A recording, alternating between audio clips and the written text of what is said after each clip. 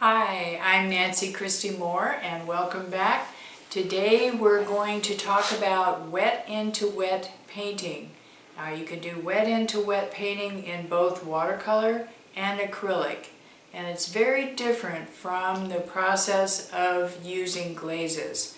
So come on over here to the table and we'll get started. First, we want to make sure that in our palette we have fresh color that is freshly squeezed out of our tubes, be they watercolor or acrylic, because we want nice, rich, juicy colors. So I'm going to start with the nice red opera color. Okay, I have a lot of pigment here on my brush, and it's nice and wet. So I'm going to add another color right into it.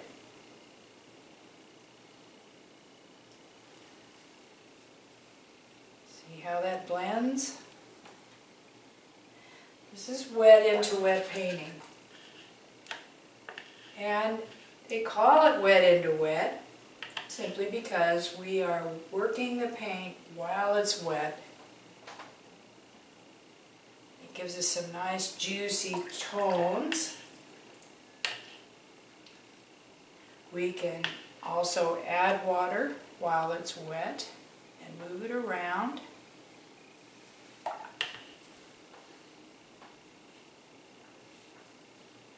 But the main thing that it gives us is mixing colors right on the paper while it's wet.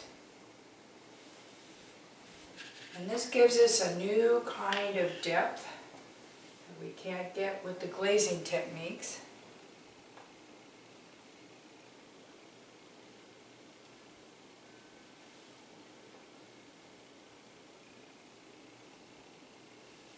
So I made a pretty little flower here with the wet into wet.